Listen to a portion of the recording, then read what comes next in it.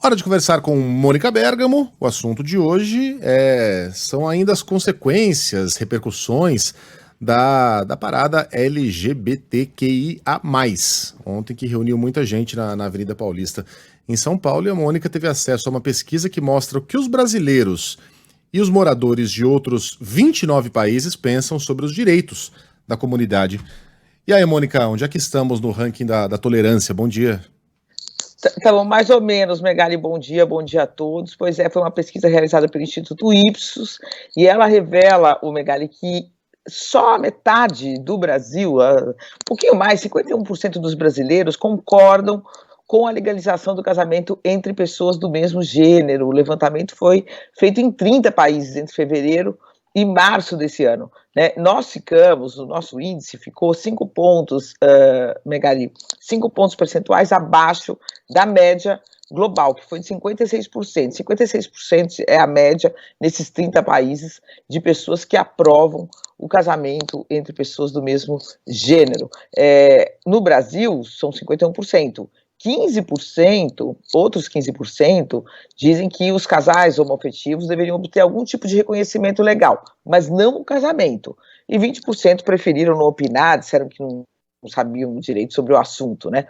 14% não concordam de forma alguma com nenhum tipo de igualdade, né, entre desses casais com os casais heterossexuais.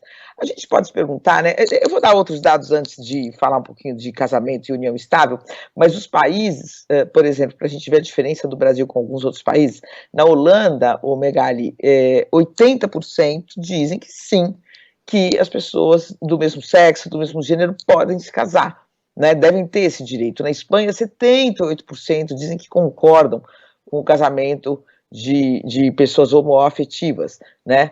Os países que têm menor percentual de concordância são a Turquia, 20%, você vê que pelo menos nós estamos melhor que a Turquia, a Romênia, 25%, estamos melhor do que a Romênia, e Singapura, 32%, né?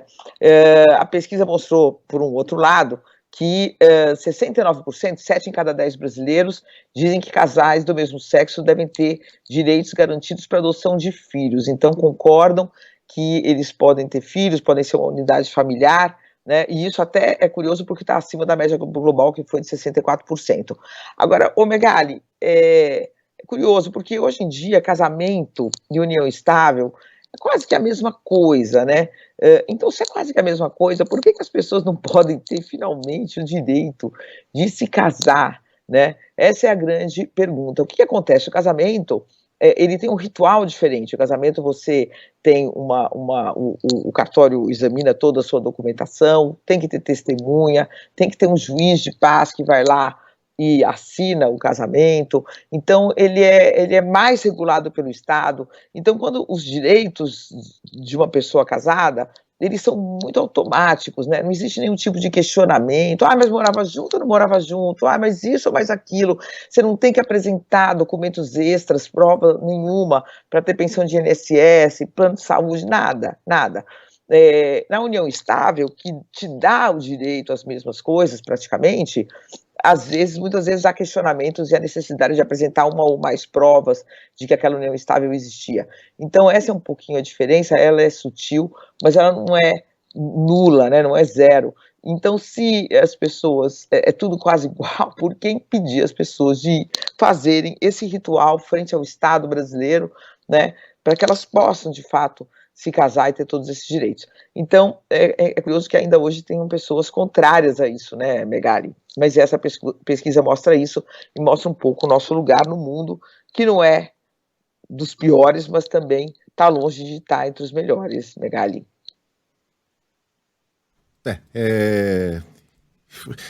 E é incrível, né? A Mônica vai falando e eu vou lendo algumas mensagens aqui, começo a me curvar de desânimo, sabe?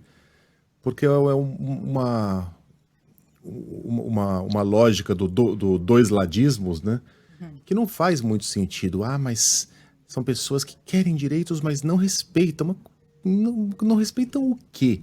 Aí vem o outro e fala assim: já perguntaram para os gays se eles são a favor do casamento hétero? Aposto que não. Cara, esse é um questionamento que não faz nem sentido. Nem sentido. Tá falando de uma instituição aí milenar, nunca foi questionado. Onde que o cara tá vendo alguém questionando casamento heterossexual, mas na cabeça dele, sim, o outro lado tá lá preocupadíssimo e quer acabar com o casamento heterossexual, quer acabar com a família. Então, já que ele quer acabar comigo, é melhor que eu acabe com ele antes, nessa lógica tribal em que a gente se perde e não chega a lugar nenhum, pelo contrário, só causa mais cisão. Por que isso incomoda tanto? Por que o cara imagina que a existência de casais do mesmo sexo, de adoção de crianças, crianças que não são muitas vezes queridas por ninguém, por casais do mesmo sexo que representarão uma violação aos direitos da família, a lógica da família heterossexual, papai, mamãe, filhinho, vieram lá xingar a Rita Lee como um mau exemplo. Mau exemplo do quê, cara? Uma mulher família, casada há 40 anos, com 3 filhos muito bem criados. A lógica do preconceito, do ódio ao diferente, da repulsa a qualquer coisa que não seja exatamente do jeito que ele aprendeu e abraçou. Eu fico com o Milton Nascimento. Qualquer maneira de amor vale a pena. E viva o amor. Sim. E viva os namorados.